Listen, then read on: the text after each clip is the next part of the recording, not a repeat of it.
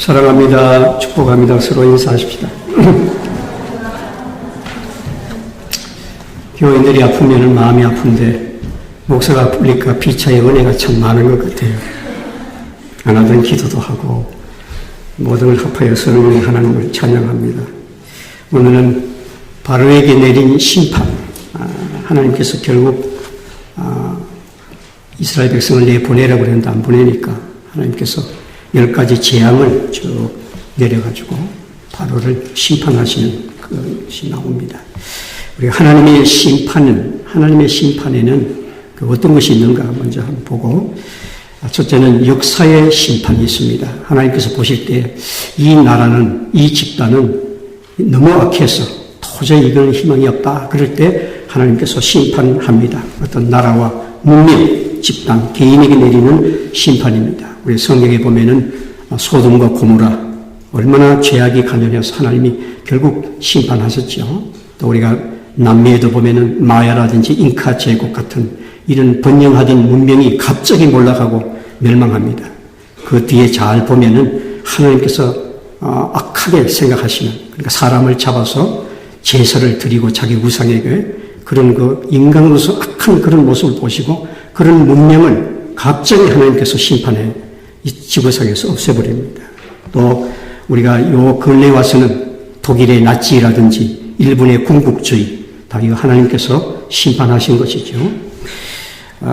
이런 역사의 심판이 있고, 그 다음에는 징계의 수단, 훈련으로 목적을 해서 주시는 심판이 있습니다. 이거는 우리 크리스찬들이 당하는 일시적인 심판을 말하는 겁니다.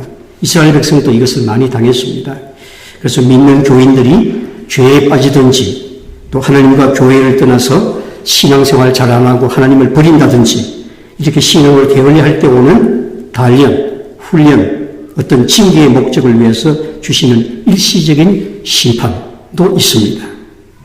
이거는 교인들이 당하는 심판이라고, 하나님의 백성들이 당하는 심판이라고 말할 수도 있습니다. 그 다음에는 우리가 잘 아는 최후의 심판입니다.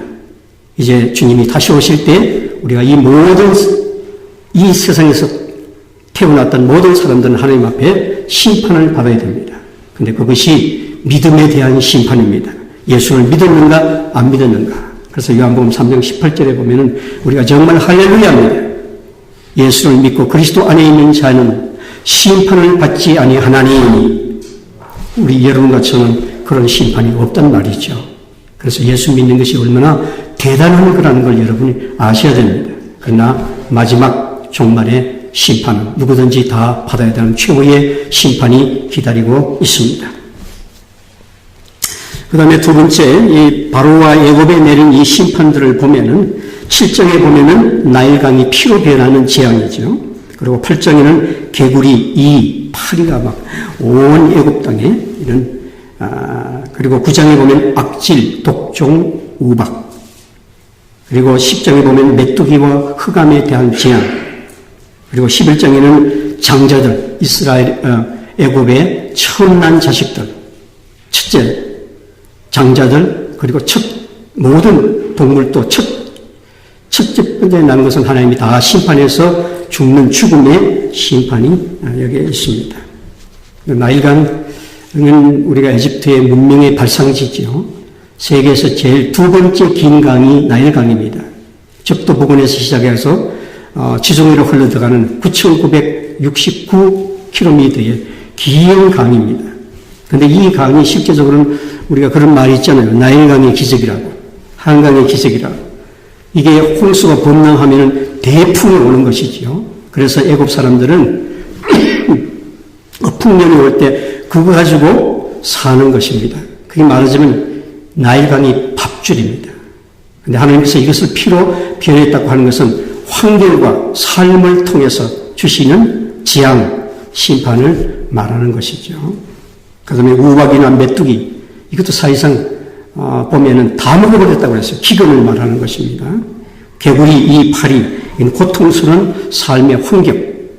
그 다음에 악질이나 독종, 이거는 육체에 오는 심판. 장자가 죽는 것은, 초태생이 죽는 것은 죽음에 대한 심판입니다. 심판은 처음에는 환경에 오고 그 다음엔 육체에 오고, 그 다음엔 죽음이고, 마지막에는 영혼의 심판이 오는 것이죠. 그러나 하나님의 백성들처럼 징계의 수단으로 훈련 목적으로 오는 일시적인 심판, 혹은 자연 발생적인 육체적인 병이나 수고를 다하고 하나님께 부름을 받는 이 죽음, 이것을 다 하나님의 심판으로 생각해서는 안 된다는 것입니다. 그거는 심판이 아니고,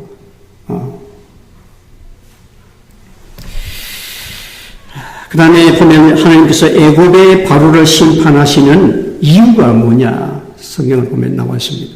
하나님께서 왜 애굽의 바로를 심판하시는 것인가? 첫째는 애굽이 선택된 하나님의 백성을 학대하고 고역을 시키고 노예로 삼았기 때문에 그렇습니다. 이스라엘 백성을 학대했기 때문에 하나님께서 자기 백성을 학대한 애굽을 심판하시는 겁니다.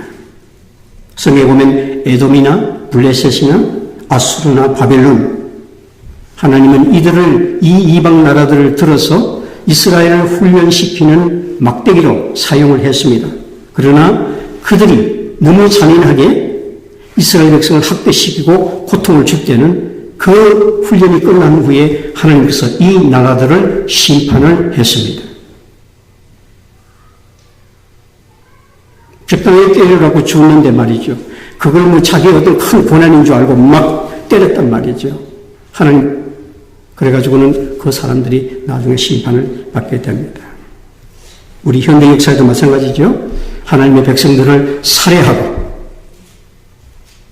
그리고 핍박했던 독일의 나치나, 또 우리 한국, 중국, 동남아, 인류 앞에 큰 전쟁을 일으켜서 죄를 지은 이 일본의 군국주의, 하나님께서 원자탄 2개를 가지고 심판을 했지요. 이건 내 말이 아니고 일본 기독교 지도자가 한 말입니다. 하나님께서 우리 악한 일본은 원자탄을 가지고 심판했다. 일본 사람 자기들 말입니다. 왜냐하면 얼마나 많은 우리 한국, 특별히 크리스찬들을 순교시키고 핍박하고 빼앗아가고 처녀들 잡아가고. 그래서 우리 어머니가 18살 때 결혼을 해서 나 낳은 거예요. 19살 때. 처녀를 다 잡아간다니까 시집을 빨리 보낸 거예요. 이게 슬픈 역사잖아요, 지금까지. 슬픈 역사. 일본은 그 죄를 많이 사죄하고 하나님 앞에, 인류 앞에 지은 죄를 회개하고 살아야 됩니다. 그런데 지금 아비라는 이 젊은 친구가 하나 나오더니만 다시 궁극적으로 돌아가고자 하는 그런 강한 것이 있는데 아주 위험합니다. 이 세상에서 제일 불안해하는 사람이 누군지 아십니까? 일본에 있는 크리스찬들입니다. 일본의 크리스찬들은 하나님의 심판의 무서움이 뭔지를 알잖아요. 그런데 국가가 저 우익들이 자꾸만 말이죠. 하나님의 역행하는 길로 가는 것은 앞으로는 원자탄보다 더 몇 배의 강한 심판이 올지도 모릅니다. 정신을 차려야 돼요.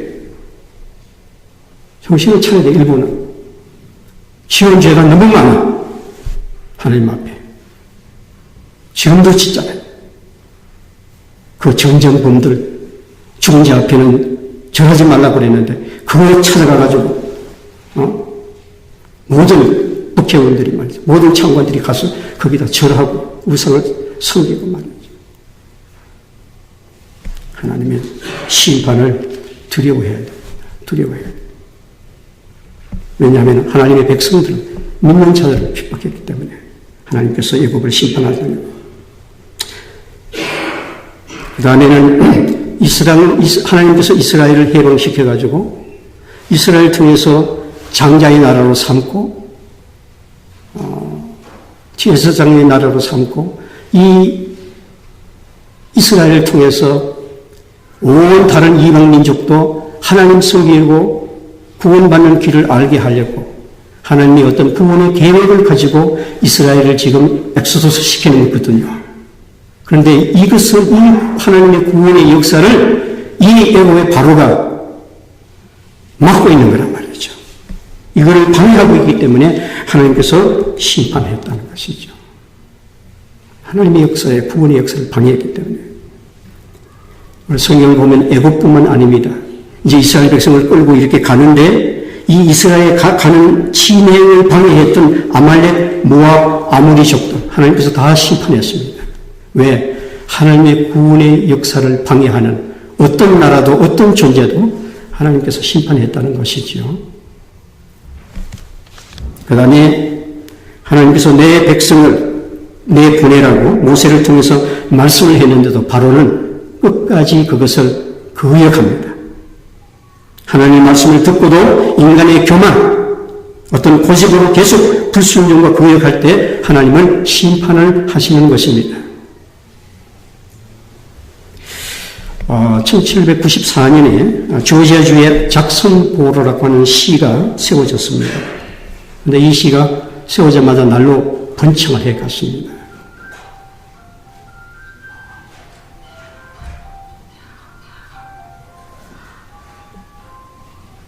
급한 건지 받아보세요.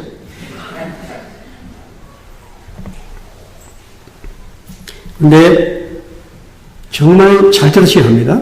하나님 없이, 신앙 없이 어떤 나라가, 어떤 집단이 경제적으로 잘 부흥하고 발전한다는 것은 대단히 위험한 일입니다. 그건 왜냐하면 타락으로 갈 확률이 많거든요. 하나님 없이 뭔가 잘 되고 발전하고 부흥되면 반드시 타락한다는 것이 역사의 진실입니다. 한국도 마찬가지입니다.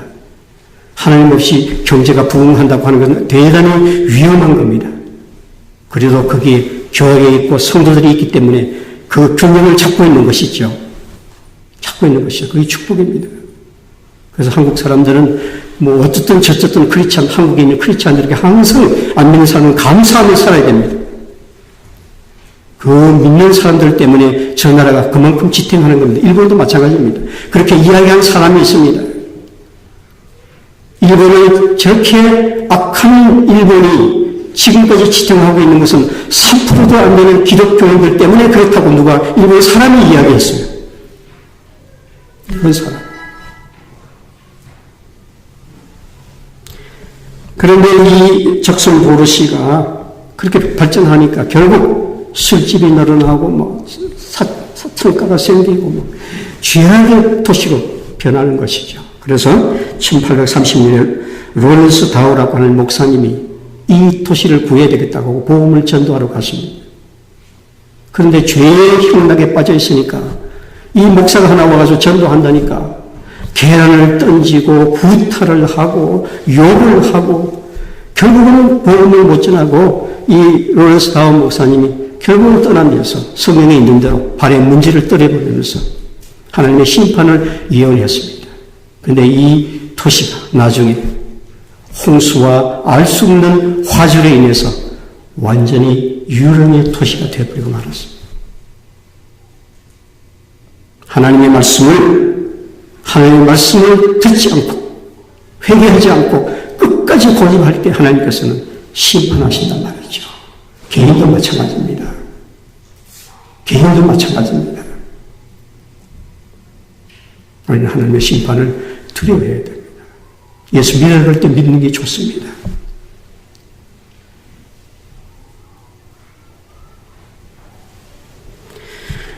그 다음에 애굽이 하나님이 제일 미워하는 우상을 섬기기 때문에 하나님께서 애굽을 심판하시는 것입니다. 하나님께서 내리신 재앙 중에는 그들이 섬기던 우상의 형상들이 몇 개 있습니다. 사실상 그러면서 하나님께서 이렇게 말씀합니다. 내가 여호와인 줄 너희가 알게 하리라. 거기는 우상들이 많았거든요. 애굽에. 근데 내가 진짜 신인 것을, 참 하나님인 것을 내가 너에게 보여주겠다. 그러면서 이 재앙을 행하십니다. 첫 번째는 나일강입니다. 나일강이 피로 변했지 않습니까? 실제적으로 이 나일강이 그들의 신이었습니다. 우리 고고학자들이 1996년에 이걸 발견했습니다. 바로가 아침마다 강에서 그 나일강 신에게 제사 드리던 외던 그 주문을 발견했습니다. 이 말은 바로가 매일, 물론 그게 풍년을 가져서 준 강이니까 그걸 신으로 모셨다는 겁니다. 우상으로 모셨다는 겁니다. 그래서 그 앞에서 항상 바로왕이 주문을 외던 것이 발견되었어요. 그러니까 하나님께서 그 강을 피로 변해버린 것이죠. 지금은 피는 아니지만 오염되어서 배를 타고 한번 그 강을 따라 내려가는데 그 물에 손 넣지 말라고 안내원이 그래서 그 나일강에 손도 한번 못 내보고 다 컨타민이 되어버렸어요. 어쨌든 그때는 피로 변해. 그 다음에 개구리 신이 있었어요. 이건 풍요의 신이에요. 풍요의 신. 그래서 개구리 재앙을 내렸잖아요. 그 우상에 대한 하나님의 심판을 뜻하는 거죠. 그 다음에 흑암이 왔다. RA라고 하는 태양신을 그들이 섬겼습니다. 나중에 이스라엘 백성도 이걸 섬긴 흔적이 있어요. 특별히 남미에 태양신 많이 섬깁니다. 그래서 하나님께서 흑암을 가지고 그 라라고 하는 태양신을 심판하는 것이 여기 나오는 것이죠. 그 다음에 이제 마지막으로는 하나님께서 심판하실 때에 세 가지 태도를 가지십니다. 취하십니다. 첫째, 이스라엘같이 우리 크리스천이 하나님 앞에 신앙생활 잘못할 때에 하나님이 심판을 내릴 때에 먼저 경고를 합니다. 그래서 하나님께서 많은 선지자를 통해 가지고 이스라엘이 이렇게 하면 너희가 심판받는다. 많이 전합니다. 이사야도 전하고 에레미야도 전하고 에레미야가 전할 때는 울면서 전하잖아요. 너희가 이렇게 하나님을 떠나서 불신앙으로 살면 하나님이 반드시 심판한다. 내 동족이여 내 동족이여. 그래서 에레미야를 눈물의 선지자라고 합니다. 이것이 하나님의 긍휼과 사랑이지요. 심판은 해야 되겠는데 그러나 저들이 돌이키면 용서해 주겠다는 거예요. 하나님께로 돌아오면 용서해 준다는 거, 심판을 스탑하겠다는 거잖아요. 그래서 하나님께서 많은 선지자를 보냅니다. 눈물의 선지자를 보냅니다. 경고를 합니다. 회개를 촉구하는 것이죠. 이것이 바로 하나님의 긍휼의 심판. 하나님의 긍휼의 심판. 니느웨 성 같은 것을 보면 심판 전에 요나를 보냈지 않습니까? 그래서 그들이 회개하도록 하는 말씀을 전합니다. 그래서 그들이 왕으로부터 회개해가지고 12만 명이 구원을 받는 역사가 나와 있습니다. 하나님이 긍휼의 심판을 행하는 것이죠. 교회 다니다가 신앙을 내버리고 마음대로 살 때도 하나님은 회개하고 돌아오도록 성령의 경고를 계속 보냅니다. 우리가 신앙생활을 게으리 할 때 소리는 안 들리지만 성령께서 가끔 우리의 마음속에 우리의 삶을 통해서 어떤 경고를 줍니다. 너 신앙생활 그렇게 해서 되겠나? 너 하나님 그렇게 섬겨서 그렇게 성의 없이 그렇게 믿음 생활해가지고 너 어떻게 하려고 그러나? 그런 성령의 경고. 네가 돌이키라. 너 그 죄에서 떠나라. 거기서 계속 머물러 있으면 죽는 거다. 계속해서 성령께서 우리 마음속에 때때로 경고를 주시는 것이죠. 경고 없이 그냥 심판한다면 이거는 긍휼 없는 심판인데 그러나 하나님의 자녀들에게는 이스라엘 백성에게는 이 경고를 주시고 말씀을 주시고 선지자를 보내고 회개를 촉구하고 끝까지 하나님께서 참을 때까지 참아보는 거죠. 이게 하나님의 사랑입니다. 이게 하나님의 긍휼입니다.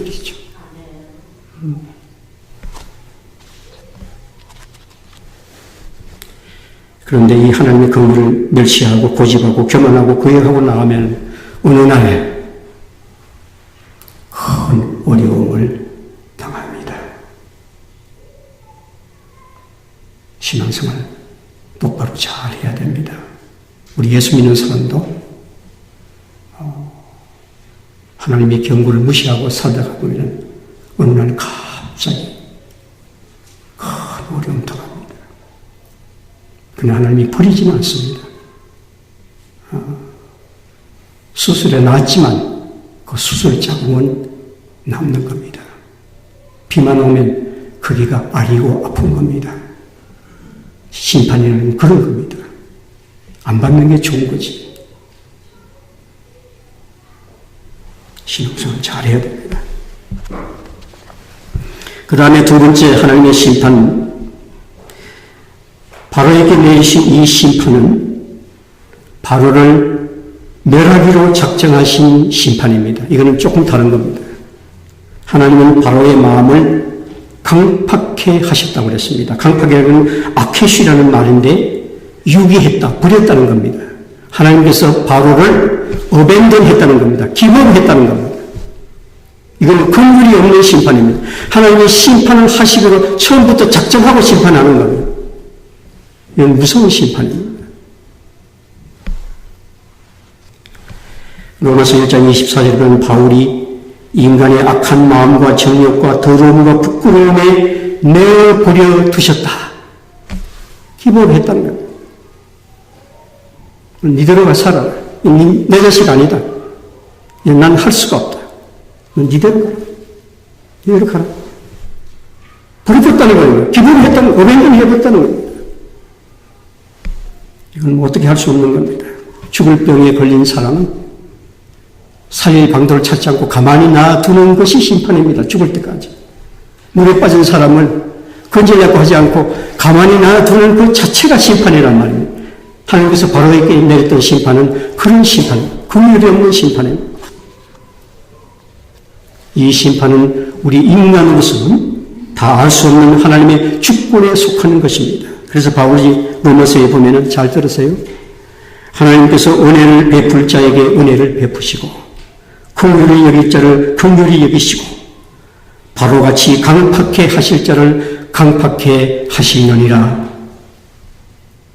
이건 우리가 어떻게 할 수 없는 겁니다. 어떤 사람이 하나님께서 잘못했는데도 긍휼을 베풀어 주신다. 은혜를 베풀어 주셔서 돌아오게 해 주시는데 바로는 하나님께서 아키시했다고 그랬어요. 버려버렸다고 그랬어요. 어벤던 해버렸어요. 긍휼이 없어. 그냥 심판받을 때까지 두었다. 버려버렸다. 저와 여러분이 이 말씀을 들으면 감사해야 됩니다. 저와 여러분도 전에는 죄를 짓고 하나님과 원수, 하나님의 심판 아래에 있던 사람들입니다. 그걸 여러분이 아셔야 됩니다. 그런데도 어쩜 영문인지 모르게 하나님께서 우리를 긍휼했어. 은혜를 베풀었어. 그래서 우리가 하여금 예수를 믿게 하고 회개하게 하고 하나님의 자녀가 되게 하고 우리를 구원해 주셨다. 이유는 잘 모르겠다. 다만 하나님께서 우리를 불쌍히 여기시고 긍휼의 심판을 했던 거예요. 긍휼로 우리에게 하나님의 사랑으로 우리에게 다가왔단 말이죠. 그래서 우리가 하나님의 자녀가 되고 구원받은 거예요. 만약에 하나님께서 바로와 같은 그런 심판을 내렸다면 우리는 용납 없이 가는 거죠. 우리가 하나님을 어떻게 이겨요? 우리가 하나님의 심판을 어떻게 막아요? 이 온 세상의 사람들이 다 해도 하나님의 심판을 하나를 막을 수가 없습니다. 그런데 하나님께서 여러분을, 나를 긍휼히 여기셨다. 불쌍히 용서하시고 구원해줬다.